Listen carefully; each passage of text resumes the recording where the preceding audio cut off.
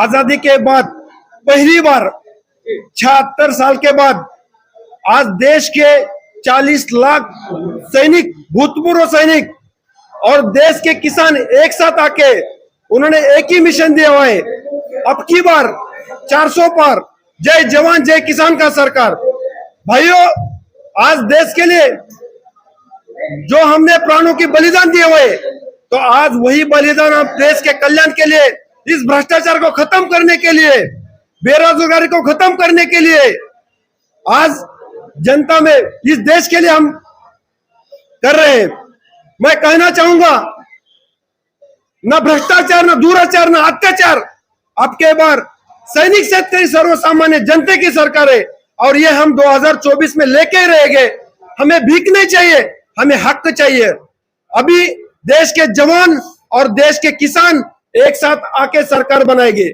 हमें एमएसपी के लिए किसी को भीख नहीं मारना, हमें ओआरओपी के लिए किसी को भीख नहीं मांगना, हमें देश के शिक्षण अच्छा करने के लिए किसी को भीख नहीं मारना। हमें आज सिर्फ देश की अच्छा शिक्षा, अच्छा आरोग्य, सर्वसामान्य को न्याय देने के लिए इस देश के 40 लाख सैनिक और 5 करोड़ सैनिक परिवार और देश के किसान रास्ते पे आए हुए, और ये हम संकल्प आज ले रहे।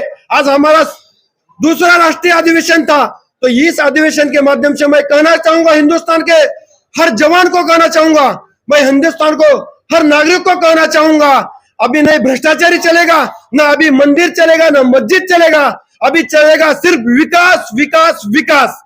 तो आने वाले समय पे इस देश के जवान और किसान को अपने संसद में भेजना है और इस देश को एक भ्रष्टाचार मुक्त शासन हमें देना है। जय हिंद। किस नाम को लेकर के राजनीतिक दल को आप लोग 24 चुनाव में उतरेंगे? क्या नाम रखा गया आज आपकी कमेटी के द्वारा? जो भी नाम रहेगा वो उसका जय जवान जय किसान से ताल्लुक रहेगा, क्योंकि देश के सैनिक, जवान और आवाम, ये तीनों को हम जोड़ के नाम रखेंगे। वो अभी फाइनलाइज नहीं किया, तो हम जो जवानों का और किसानों का मिला के एक राष्ट्रीय कमेटी गठित कर रहे हैं। वो कमेटी गठित करने के बाद वो नाम हम सूचित किया जाएगा उसका। हम देश के पूरे सीटों के 545 सीट पे चुनाव लड़ने जा रहे हैं। उसमें से हम 400 सीट कंफर्म हम जीत जाएंगे। क्या मानते हैं इतने कम समय में जो आपकी तैयारी है, आप जितनी सीटें बता रहे हैं वो जीत पाएंगे? आराम से जीत जाएंगे, उसमें कोई नहीं है, क्योंकि हमारे पास वोट बैंक है। जवान और किसान इस देश के असली नायक, जो देश की रक्षा करता है वो बॉर्डर पे मर रहा है, जो देश का अन्न पुरोता है वो खेत में मर रहा है। तो हमारे पास वोट तो हम 400 पर के 1000 सीट होने के बाद भी हम मिलने के बाद तो आ सकता है आराम से। तो ये कौन सी बड़ी बात है? हमारे लिए बहुत छोटी बात है ये पूरा सरकार लाने के लिए आज देश के जवान और देश के किसान एक साथ आए, तो 400 पार करना हमारे लिए बड़ी बात नहीं। जिस तरीके से पहले से 2 दल बने हुए, इंडिया गठबंधन 28 दलों का, एनडीए 30 दलों का, तो क्या लगता है कि दोनों को चुनौती देना बेहतर होगा आपके लिए? आपकी पार्टी उन तमाम चीजों को फेस कर पाएगी? मैं ये कहना चाहूंगा, देशवासियों को ये बोलना चाहूंगा और आपको भी ये कहना चाहूंगा, ये पूरे दल एक साथ आ गए ना, फिर भी हमें कोई कुछ नहीं बिगाड़ सकता, क्योंकि आज देश के असली नायक एक साथ में है। सैनिक जब तक श्वास में श्वास है तब तक लड़ता है और उनको सिर्फ जीतना पता है। आपने देखा होगा 99 में कारगिल के समय पे टाइगर हिल पे पाकिस्तानी बैठे थे, हमारे से 1000 मीटर में ऊपर बैठे थे, 5353 में बैठे थे, पर मेरे देश के जाबाज जवानों को हमारे अधिकारियों ने आदेश दिया, इस मातृभूमि के सपूतों को आदेश दिया, आपको ये टाइगर हिल लेनी है। हजारों जवानों ने बलिदान दिया, आखिर टाइगर हिल लिया। वैसा हम 2024 का हम इलेक्शन जीत के रहेंगे। आप किसान हैं और किसानों की बात कर रहे हैं, क्या लग रहा है कि किस तरह से पिछले 2-3 सालों से किसान जो लगातार सड़कों पर बैठे हुए हैं, दिल्ली तक पहुंचे और अपनी आवाज जो है सरकार के सामने रखी, लेकिन कहीं ना कहीं किसान जो विवश है, उनकी मांगें पूरी नहीं हो रही है। अब आप कह रहे हैं कि हम चुनाव लड़ने जा रहे हैं और टक्कर देंगे एनडीए और इंडिया को, इस तरह से रहने वाली आपकी? देखिए, दुनिया में किसी भी देश की 2 ताकतें होती हैं। किसान जो पूरे देश को रोटी देता है, खाना देता है, जवान जो देश को सुरक्षा देता है, क्योंकि हमें सुरक्षा की भी जरूरत है, कोई बाहर से ना। ये दोनों काम जो करता है, आज वही बुरी परिस्थिति में है। किसान खेत में मर रहा है, जवान सरहद पे मर रहा है। 2 दिन पहले ही आपने देखा एक अग्निवीर शहीद हो गया, लेकिन उसको शहादत का दर्जा नहीं दिया। दिल्ली के बॉर्डरों पर 750 किसान शहीद हुए, लेकिन उनको भी शहीदों का दर्जा नहीं दिया। इस देश में महिलाओं को न्याय नहीं मिल रहा है, चाहे वो मणिपुर हो, चाहे दिल्ली हो, चाहे मध्य प्रदेश हो, चाहे छत्तीसगढ़ हो, उनको निर्वस्त्र किया जा रहा है, उनको भी न्याय नहीं मिल रहा। जो नौजवान है वो बेरोजगार घूम रहा है, नौकरी की तलाश में। आज जो भाजपा की सरकार है, इन्होंने कहा था 2 करोड़ रोजगार देंगे, इन्होंने कहा था महिलाओं को सुरक्षा देंगे।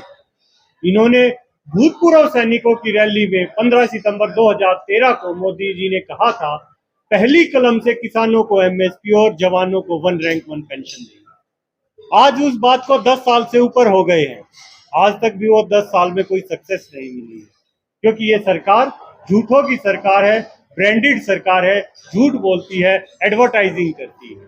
एक किसान है जिसको इस देश को रोटी देनी है, आज जवान उनके साथ मिलकर लड़ रहा है। इस देश को न्याय भी मिलेगा, इस देश को रोटी भी मिलेगी, इस देश को सुरक्षा भी मिलेगी। और कोई सत्ता में आने से पहले तो बहुत बड़े वादे किए जाते हैं, चाहे कोई भी नेता हो, चाहे कोई भी पार्टी हो। आज भी चुनाव लड़ने जा रहे हैं और किसानों की बात कर रहे हैं, जय जवान जय किसान। यानी आपको भी जब सत्ता मिल जाएगी उसके बाद फिर से किसान और जवान सड़कों पर ना दिखे? नहीं, बिल्कुल भी नहीं दिखेंगे। हमारी सड़क से सत्ता की संसद तक तैयारी है। किसानों ने 13 महीने सड़क पर लड़ाई लड़ी है। आज वो किसान संसद जाना चाह रहा, वही किसान जाएगा, यहाँ कोई नेता नहीं जाएगा, ना कोई नेता पुत्र जाएगा, किसान जाएगा, अपने हक की आवाज उठाएगा। और किसान तो इतना दानवीर होता है, जब उसके ऊपर समस्या आती है तो भगवान से भी लड़ लेता है। किसान के खेत में जब सूखा पड़ता है या बारिश होती है, वो कहता कोई बात ना राम, देखेंगे इसको भी। उसे ये पता नहीं होता उसने जो बीज बोया है उसका फल क्या मिलेगा, लेकिन वो बीज बोता है, वो मेहनत करता है और वो लास्ट तक लड़ाई लड़ता है। साहब क्या मैनिफेस्टो रहने वाला है? देखिए, देश में जो मैनिफेस्टो है, सबसे मैंडेटरी शिक्षा, स्वास्थ्य, रोजगार, 3 मूलभूत सुविधाएं हैं। जैसे कि हमारे अंकुश जी ने कह चुका है, ये 3 चीजें मिल जाए, बाकी जनता, अगर आपको रोजगार मिल जाएगा, किसी को फ्री की चीज नहीं चाहिए। आज जरूरत है देश में अच्छी शिक्षा, इक्वल जो है एक जैसी शिक्षा। नेताओं को फ्री की चाहिए, क्योंकि नहीं नेताओं को फ्री की हाँ, चाहिए। इनको तो फ्री का ही सब कुछ चाहिए पूरा देश। क्यों चाहिए? वो जनता को चाहिए कि नेताओं को चाहिए? उनको आदतें पड़ चुकी हैं, देश का खून चूसने की आदत पड़ चुकी है। आज जरूरत है, हमारी कोई जरूरत नहीं थी नेता बनने की, आज इस माँ भारती को जरूरत है अच्छे लोगों को आने की। अभी एक साथी ने सवाल किया था कि क्या पता उसके आपकी सरकार बन जाए, उसके बाद में भी किसान और जवान सड़कों पर हैं। देखिए, ये जो वर्दी है, आज इस वर्दी को पूरा देश विश्वास करता है। इस देश में कोई भी आपदा आती है, भूकंप हो, बाढ़ हो, दंगा हो, आग लग जाए या कोई अन्य आतंकवादी घटना हो जाती है, और जहां पर सरकार फ्लॉप हो जाती है, सरकार के सारे विभाग फ्लॉप हो जाते हैं, तो अंतिम विकल्प क्या बचता है? सेना बचती है, सेना। आज देश की राजनीति में 2 टाइप के एजेंडे चल रहे हैं, एक एनडीए है, एक इंडिया है। एनडीए का एजेंडा है सिर्फ मुसलमानों से खौफ पैदा करना, मुसलमानों से खौफ पैदा करना और वोट पाना।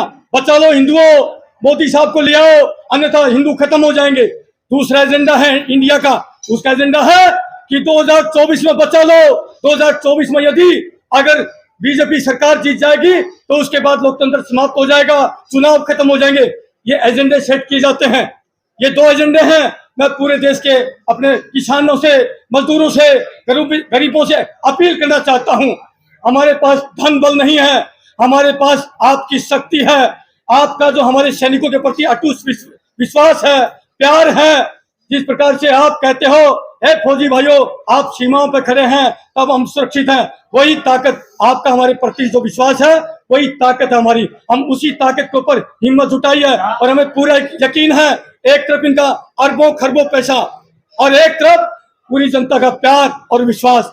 400 खरबों पैसा, एक तरफ जहाँ पर बाकी राजनीतिक पार्टियां करोड़ों रुपया खर्च करेंगी, आप बिना पैसे खर्च। मैं कहता हूं साहब, इनका अरबों खरबों एक तरफ धैर्य रह जाएगा और यहाँ पर जनता का प्यार, क्योंकि हम जनता के विश्वास, जो हमारे प्रति विश्वास है, उसके दम पर जा रहे हैं। हम अपने भाइयों के दम पर, अपने माता पिताओं के दम पर, क्योंकि सैनिक किसका बेटा होता है? सैनिक गरीब किसान मजदूर का बेटा होता है। सर, आप सेना से हैं जी। जिस तरीके से अग्निवीर की एक योजना लाई गई, अगर आपकी सरकार आती है तो ये जो अग्निवीर की योजना है ये खत्म कर देंगे आप लोग? बिल्कुल भी पहले जैसे जनरल 100% जैसे पहले था, इस अग्निवीर जो योजना लेके आए इसको समाप्त किया जाएगा और नौजवानों को जैसे पहले नौकरी दी जाती थी वैसे दी जाएगी। अभी 2 दिन पहले बता चुके हमारे भाई, 2 दिन पहले अमृतपाल जी जो कि पंजाब से हैं, वो शहीद हुए हैं। आज उनको ना तो सैनिक सम्मान के तहत जैसे एक पार्थिव शरीर को सम्मान दे करके उसकी अंत्येष्टि की जाती है, नहीं हुआ है। बहुत दुर्भाग्यपूर्ण स्थिति है। आज जो सरकार राष्ट्रवाद का नारा लगाती है, देशभक्ति की बातें दिखाती है, आज उस सरकार ने सैनिकों का जो है एक नाम का उल्टा सहारा लेके, गंदा सहारा लेकर के सिर्फ मोदी जी जाते हैं, सैनिकों के प्रति कोई उनके पर जो प्रेम नहीं है। आज सैनिकों की गरिमा को नीचे गिरा उन्होंने, बहुत दुर्भाग्यपूर्ण स्थिति है। प्रधानमंत्री का चेहरा काला होगा आज आप एक सामाजिक कार्यकर्ता है, ये बहुत जल्द डिसाइड हो जाएगा। और आज है कि जहाँ पर एक तरफ राजनेता सिर्फ राजनीति करते थे, आज किसान और जवान जो है इस मंच पर आना चाहते हैं ताकि जनता जो है वो सुगम जिंदगी जी सके, जो बाकी अन्य राजनीतिक पार्टियों के वोट नहीं जीता। भारत की सबसे बड़ी ताकत किसान और जवान है, और किसान जवान जहां जमा हो गए वहां पे बदलाव होगा।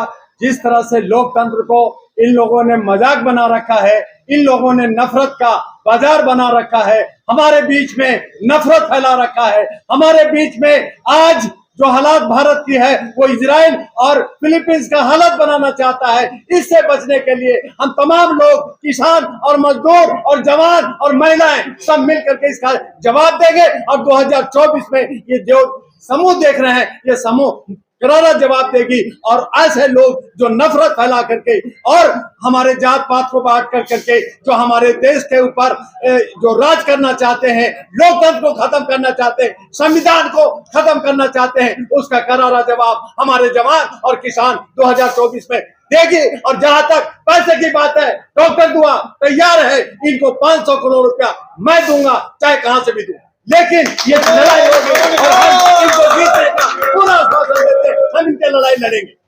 सवाल है, पूर्व राज्यपाल सत्यपाल मलिक जी यहाँ पे आने वाले थे, उन्होंने क्यों नहीं आ पाए और क्या मैसेज होगा? अभी मेरी तुरंत बात हुई, पहले उनका राजस्थान का प्रोग्राम 9 और 10 तारीख को था, अब उनका प्रोग्राम कैंसिल होकर 15 तारीख हो गया। अभी वो जयपुर राजस्थान में है, मेरी उनसे बात हुई है, वो कह रहे कि यहाँ के जो पूर्व सैनिक हैं OROP के लेकर या किसान संगठन जो भी इकट्ठे हुए हैं, देश हित में, किसानों के हित में, सैनिकों के हित में, हम पूरी तरह उनके फैसले के साथ हैं और आगे हमेशा उनके साथ रहेंगे। वॉइस मैसेज में से पार आया है, मैं आपके पास शेयर भी कर सकता हूँ।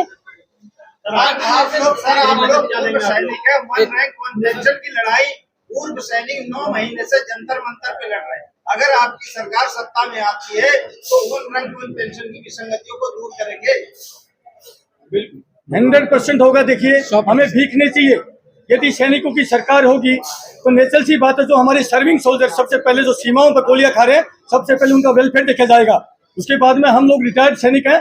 देखिए, हम अपने लिए नहीं जा रहे, ये लड़ाई हम देने के लिए आए हैं। सैनिक जब जाता है सीमा पर, देश के लिए कुर्बानी देने जाता है। आज हम भीख या कुछ अपने लिए नहीं, आज हम देश को कुछ नया बड़ा देने के लिए जा रहे हैं। अच्छा, एक मेरा प्रश्न है, बहुत इम्पोर्टेंट प्रश्न है। आपके पास एक प्लान है जिसके तहत आप ये काम कर रहे हैं कि हर तहसील में आप एक स्टोर खोलेंगे और लोगों को रोजगार भी देंगे और लोगों को सस्ता सामान देंगे। उसके बारे में हमारे दर्शकों को ये बताइए कि क्या वो वाकई आप कर पाएंगे और कैसे करेंगे, उसका प्लान क्या है? सभी सिंगल विंडो सिस्टम के तहत जहां पे भ्रष्टाचार खत्म किया जाएगा, जहां पे लोग जो है घूस लेकर के डिपार्टमेंट में जो गंदगी फैलाते हैं, उसके लिए सिंगल विंडो सिस्टम होगा और उसका देख रेख हमारे जवान और किसान करेंगे। मैं कहना चाहूंगा, हिंदुस्तान में मैंने समुद्र में सुना था बड़ी मछली छोटी मछली को खाती है, पर आज देश के बड़े बड़े उद्योजक, देखो बड़ा उद्योजक होना चाहिए जरूरी है, पर देश के कुछ ऐसे बड़े उद्योग हो गए कि छोटा उद्योग, जो छोटा व्यापारी वो खत्म कर दिया उन्होंने। तो हमें ये लड़ाई लड़नी है और जैसे हमारा सरकार आ जाएगा तो हमें छोटा व्यापारियों का भी, उनका भी जो हित देखेंगे और बड़े का भी हित देखेंगे। हमें बैलेंस करना है। कहते हैं हिंदुस्तान दुनिया के 5th बड़ी इकोनॉमी है, पर मैं आपको ही सवाल करना चाहता हूँ, क्या बड़ी इकोनॉमी अपनी 5th इकोनॉमी ये बैलेंस है? हिंदुस्तान की इकोनॉमी बैलेंस है क्या? नहीं है। 98% जो भारत की आबादी है उनके पास 2% पैसा नहीं है। और जो 2% आबादी है उसके पास 98% पैसा है। तो ये अनबैलेंस हमें बैलेंस करने की हम कोशिश इस देश के जवान करेंगे और इस देश के हर एक मिनट सुनिए। ये संदेश पूरे देश के लिए जा रहा है। हम लोग का एक मुख्य उद्देश्य मैं आपको बता देता हूँ। आप सब पत्रकार हो, पत्रकारों की समस्या आप जान सकते हो कि नहीं जान सकते हो? कोई दूसरा नहीं जान सकता। आप उतनी दूर से घर परिवार छोड़ के आते हो, आपका भी घर परिवार है। हमारी योजना देश के लिए है। हम क्या देश को देना चाहते हैं कि हमारा एक पत्रकार जो संघर्ष करके पत्रकार बना है वो सूचना एवं प्रसारण मंत्री बनेगा। और हमारा जो किसान है, मेहनत करता है, अन्न उगाता है, उसकी समस्या वही समझता है, वो देश का कृषि मंत्री बनेगा। और जो छोटा व्यापारी है, संघर्ष करके व्यापार करता है, वो व्यापार और वाणिज्य मंत्री बनेगा। और जो शिक्षित आदमी है, जो संघर्ष करके शिक्षा प्राप्त किया, वो देश का शिक्षा मंत्री बनेगा। और जो हमारा देश का सैनिक है, सीमाओं पर रक्षा करता है, बखूबी से संघर्ष करता है, गोलियां खाता है, वो संघर्ष को समझता है और वो देश का रक्षा मंत्री बनेगा। और सबसे बड़ा संदेश इन सबको, इनसे बड़ा जो अनुभव रखेगा, सबको समेट के चलेगा, पूरे देश की जनता को समेट चलेगा, वो हमारे देश का प्रधानमंत्री बनेगा। तो आपका प्रधानमंत्री चेहरा कौन है? अभी कोई फिक्स नहीं है। काम के आधार पर जिसका काम अच्छा होगा, जो देश की जनता की रक्षा करेगा, कुछ नहीं, हमको जो काम करके दिखाएगा उसको हम प्रधानमंत्री बनाएंगे। एक सेकंड इस देश में